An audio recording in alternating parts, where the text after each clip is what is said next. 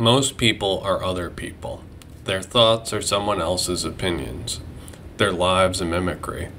Their passions a quotation. Oscar Wilde. Area. The first is that central banks, in particular, really need to wake up to this. This train is leaving the station. It's left the station. The world is on the cusp of a very major change. It's happening very quickly, and it needs guidance. It's not a foregone conclusion what direction it evolves. This is a G30 webinar. The G30 released this webinar on September 14th, 2020, along with a report. Before jumping into new digital currencies and new digital ideas, there's a lot that can be done with the existing system. It's very different across countries. The United States dramatically lags a lot of the world, and things like real-time payments. Governor Lael Brainerd has laid out plans that the Federal Reserve has for catching up, but there's a lot that can be done with the current system, and I think you have to compare the new ideas to that alternative. We don't pick a horse in that, although I suspect the newer ideas will eventually win out. The new ideas will eventually win. His name is Ken Rogoff. He's a Harvard economist. Early in his career, Rogoff served as an economist on the International Monetary Fund, the IMF, and sat as a board of governor on the Federal Reserve. I also have to mention that we need an international platform. The gold standard here is to find something where there's interoperability, where different central banks in different countries, different players can tap in to a similar system. So this guy that was once working for the IMF, the Federal Reserve, and is currently on the G30 board is talking about a platform that all central banks can tap into, an interoperable system. He even said a gold standard of interoperability. Very interesting, wouldn't you say? This may sound, very good. Don't we all want this?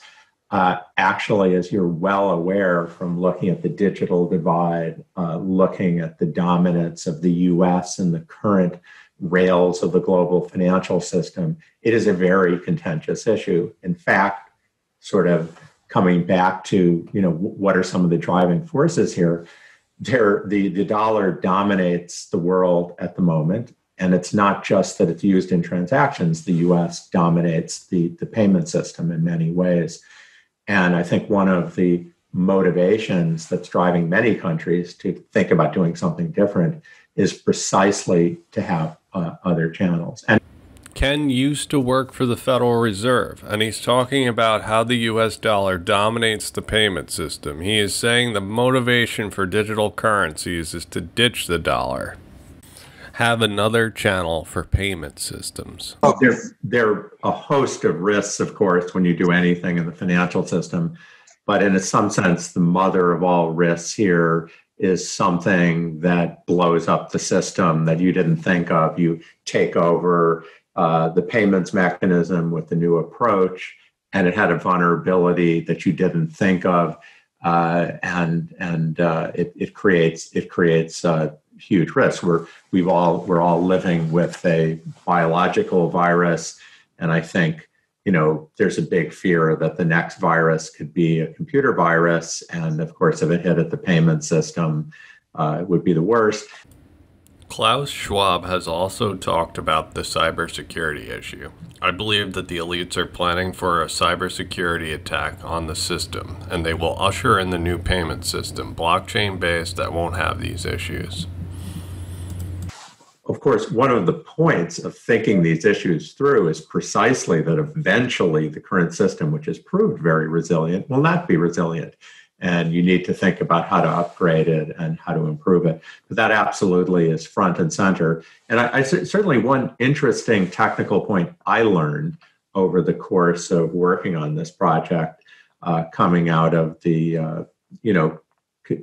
our colleagues in computer science, is things may look resilient on paper, but you don't know. It takes a long time to see.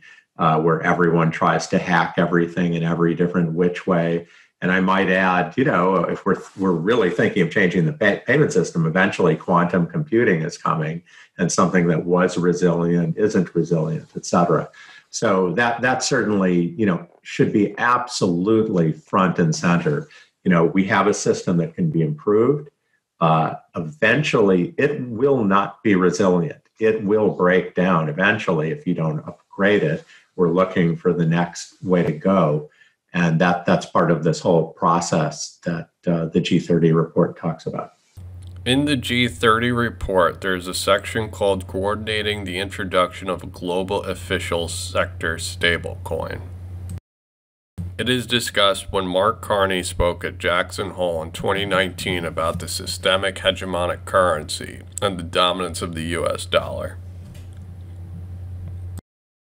They talk about the SHC and then compare it to the private sector, Ripple and XRP.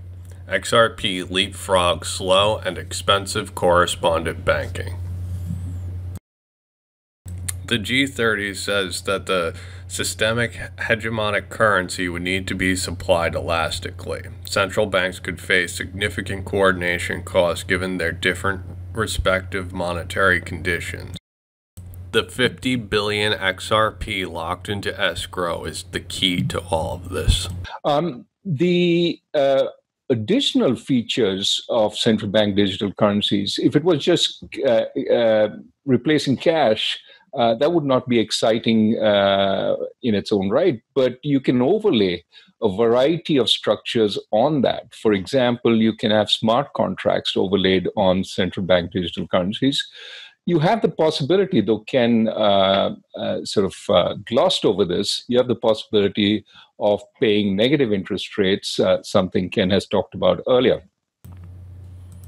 If all central banks update their system to CBDC, there are a plethora of advantages. Being able to take interest rates negative is a huge motivating factor. Now, some of these benefits also become challenges for obvious reason that what happens with a central bank digital currency is that because it's a monopoly, the question about whether it's safe and hack-proof becomes very important. This is a point that Ken made. You have to take a long time to figure out whether it works. So one question is, how do you introduce it? At what point do you feel confident enough that you can, in fact, run this at a large scale? And so one moon, when they're good and ready. This man is Raghuram Rajan. He was a chief economist and director of research at the IMF. He was also governor of the Central Bank of India and became vice chairman of the Bank of International Settlements. You could imagine certain niche markets where the private digital currencies play. One very important market that may take time to cover by central bank digital currencies is the cross-border market.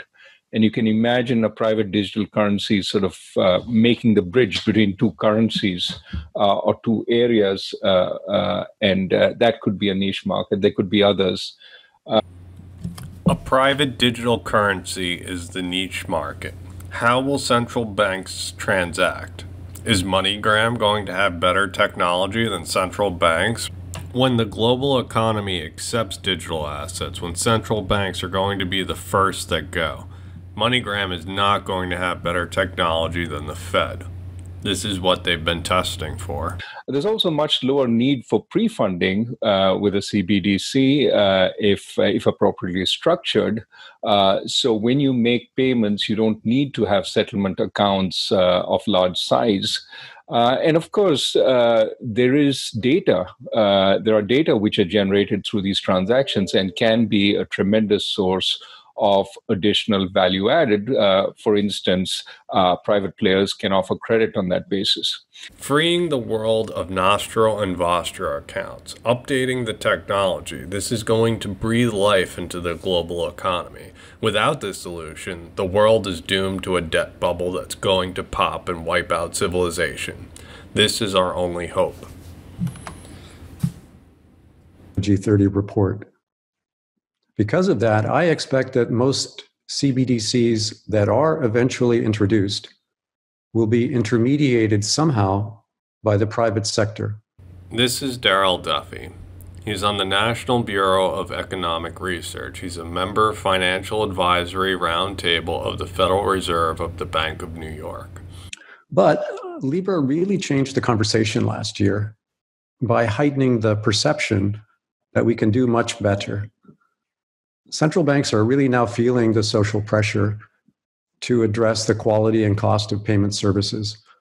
And as Ken alluded, among the largest developed market economies, the situation in the United States is among the worst. Facebook showed the world that they could easily muscle into the banking underworld. The central banks did everything in their power, and now we are hearing less of Libra. But it was the catalyst for central banks to move forward with their digital solution. The U.S. is the slowest. The United States situation is the worst. When the U.S. moves, the rest of the world will move. The premise that we're okay where we are, at least in the United States, where the cost of running the payment system is close to double what it is in Europe and Asia. And payments are pretty slow, and they're not accessible 24/7. So I think big improvements are possible, and we should keep, the G30 report discusses this at length, we should keep pushing in this direction. The central bankers are discussing this solution in the open. The group of 30 are entertaining possible scenarios. When the COVID crisis struck, we saw an acceleration of the digital currency rollout. This will continue. When the debt market starts to implode, when you see the payment system cybersecurity vulnerabilities surface, that will mean it's time. To live is the rarest thing in the world. Most people exist. That is all. Oscar Wilde. If you enjoy my work, please consider joining my Patreon. Thank you for liking and subscribing.